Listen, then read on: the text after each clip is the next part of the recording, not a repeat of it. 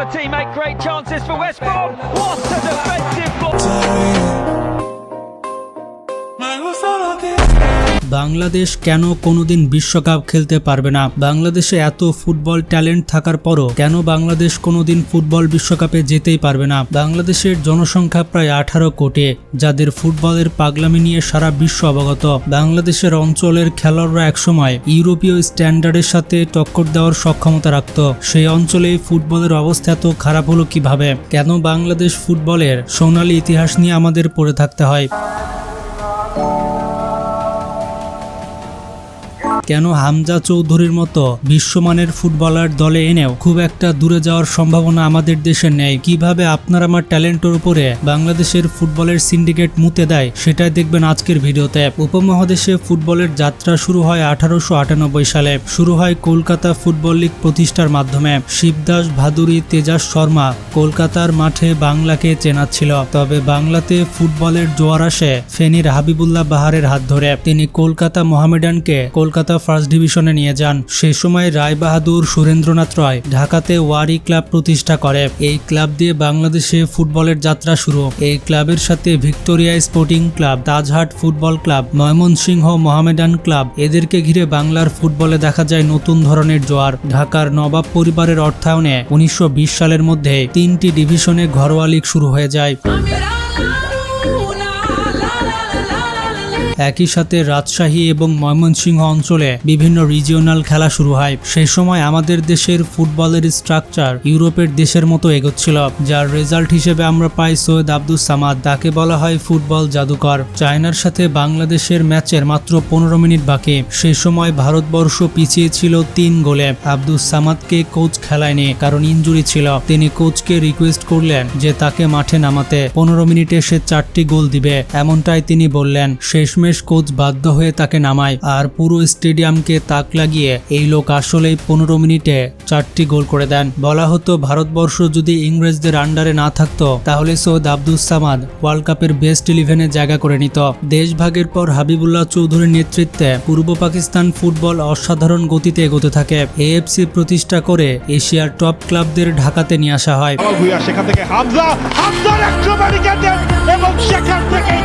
যেটা আজকের দিনে ইউএফএ চ্যাম্পিয়ন্স লিগ বলা যেতে পারে। পূর্ব পাকিস্তানের এমন ডমিনেশন পশ্চিমের সহ্য হয় না। তারা নিয়ম করে দেয় যে 5 জনের বেশি পূর্ব পাকিস্তানের প্লেয়ার খেলতে পারবে না। এই সিদ্ধান্ত যে ধাক্কাটা দিয়েছিল সেটা বড়ই ক্ষতি করেছিল। তবে ক্লাব পর্যায়ের চিত্র ভিন্ন ছিল। বাফুফে প্রতিষ্ঠা হওয়ার পর লোকাল রিজিওনাল লিগগুলো থেকে ভালো প্লেয়ার উঠে আসছিল। বাংলাদেশের মনেম মুন্নাকে কলকাতার ফার্স্ট ডিভিশন পর্যন্ত নিয়ে যাওয়া হয়। পরে সাউথ এশিয়ার রেকর্ড টাকা দিয়ে 20 লাখ টাকা দিয়ে আবাহনী কিনে নিয়ে আসে তাকে। 1999 থেকে 2005 সালের মধ্যে বাংলাদেশ পরপর 3 বার সাফ চ্যাম্পিয়নশিপের ফাইনাল খেলে। এছাড়া কোরিয়া, চায়নার সাথে হাড্ডাহাড্ডি লড়াই করত বাংলাদেশ। কাজী সালাউদ্দিন, মনোয়ার হোসেন নান্নু, শামসুল আলম মঞ্জু, বাদল রয়, আশরাফুদ্দিন আহমেদ চুন্ন, জুয়েল রানা, এদের নাম ছিল মানুষের মুখে মুখে। এখন প্রশ্ন আসে, এরকম অবস্থায় আমাদের আসলে ওয়ার্ল্ড ফুটবলে খুব ভালো জায়গা করে নেওয়ার দরকার ছিল।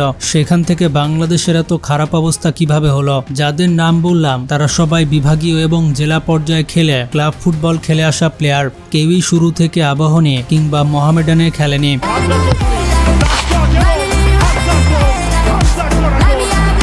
পুরো বিশ্বে ন্যাশনাল টিমগুলো এভাবেই তৈরি হয়। যেমন 2010 সালে স্পেনের যেই টিম বিশ্বকাপ জিতেছিল সেই দলের 11 জন প্লেয়ারই লা লিগা থেকে এসেছিল। 2024 সালে তাদের ইউরোজয়ী দলটাও একই। 2010-এর পর 2012-তে তারা ইউরো জেতে। তারপরে তারা একটু শেকি হয়ে যায়, কিন্তু 2024-এর মধ্যে তারা আবারও টিমকে গুছিয়ে নিয়েছে। এই সময়ে তারা লামিন ইয়ামালের মতো অসাধারণ প্লেয়ার উঠে আনতে সক্ষম হয়েছে। আর ফ্রান্স গত 7টি বিশ্বকাপের 4টিতেই ফাইনাল খেলেছে। ফ্রান্সের বেশিরভাগ প্লেয়ার কিন্তু লোকাল লিগ থেকে উঠে আসে। মানে যে দেশের লোকাল লিগ যত ভালো সেই দেশের বিশ্বকাপে ভালো করার সম্ভাবনা তত বেশি। কিন্তু বাংলাদেশের লোকাল টুর্নামেন্টের অবস্থা খুব খারাপ। অনেকে বলতে পারে ভাই বাংলাদেশ তো গরিব দেশ, বাংলাদেশের মতো গরিব দেশে ফুটবল খেলার পেছনে এত সময় আর টাকা কিভাবে দেবে? তাদের জন্য বলতে চাই, ইতিমধ্যে তারা কেপ ভার্দের নাম তো শুনেছে। তাছাড়া কঙ্গো কত ভালো খেলেছে দেখেছেন। কঙ্গো, সেনেগাল এবং কেপ ভার্দে তারা অসাধারণ খেলেছে। যুদ্ধ, দারিদ্রতা এগুলোকে হার মানিয়ে এই দেশগুলো বিশ্বকাপে খেলতে এসেছে। কেপ ভার্দের সকল জনসংখ্যা আমাদের একটি ছোট্ট শহরে এঁটে যাবে। তারা বিশ্বকাপ খেলে আর আমরা তালি দিই। এখানে টাকা, জনসংখ্যা, কালচার সমস্যা নয়, সমস্যা হচ্ছে দুর্নীতি এবং অবহেলা। গত কয়েক বছরে কোনো জেলাতে বাংলাদেশ ফুটবল ফেডারেশন কোনো টুর্নামেন্ট করেছে? এমনকি 2024 সালের আগে বাংলাদেশের ডোমেস্টিক লিগ 14 বছর ধরে মাঠে নামেনি। কি করেছে বাফুফে এই 14 বছর? সালাউদ্দিন আহমেদ 16 বছর বাফুফের প্রেসিডেন্ট ছিল। তার 16 বছরে 12 বছরই কোনো লিগ নামায়নি, কিন্তু প্রতিবারই প্রেসিডেন্ট নির্বাচিত হয়েছে। প্রেসিডেন্ট হয়ে দুর্নীতিতে এক ধাপও পিছিয়ে ছিলেন না। ফিফা এবং AFC থেকে আমরা বছরে 20 থেকে 22 কোটি টাকা পাই, কিন্তু এই টাকাতে বাফুফে কি করেছে? 2009 থেকে 2012 সাল পর্যন্ত BPL নামের একটি টুর্নামেন্ট করার চিন্তা ভাবনা করা হয়। টুর্নামেন্ট শুরু হলে প্লেয়াররা পারিশ্রমিক পেত না, ম্যাচগুলো ভালো মতো অনুষ্ঠিত হতো না, যার কারণে বন্ধ হয়ে যায়। টাকা কিন্তু বাফুফের কাছে আসছে, আর একটা সময় ফিফা নড়ে চড়ে বসে। বাংলাদেশের জেনারেল সেক্রেটারিকে 2 বছরের জন্য ব্যান করা হয়, কারণ ছিল ফিফার ফান্ড মিসম্যানেজমেন্ট। আর বাংলাদেশের নারী ফুটবল দল অলিম্পিক কোয়ালিফাই খেলতে যেতে পারেনি, কারণ টাকার অভাব। 18 কোটি জনসংখ্যার একটি দেশে টাকার অভাবে অলিম্পিক কোয়ালিফাই খেলতে যেতে পারেনি। আবার এই বাংলাদেশ ফুটবল ফেডারেশন নারী ফুটবল জাগরণের ক্রেডিট নিতে চায়। মেয়েদের এই দলটি একের পর এক ট্রফি এনেছে, এমনকি সাফ টুর্নামেন্ট জিতে এসেছে। সিলেটে তাদের খেলা দেখার জন্য 50,000-এর উপর মানুষ জড়ো হয়। সিলেট স্টেডিয়ামের সেই ধারণ ক্ষমতাই ছিল না। সেই মেয়েরাই নাকি অলিম্পিক কোয়ালিফাই খেলতে যেতে পারে না শুধুমাত্র টাকার অভাবে।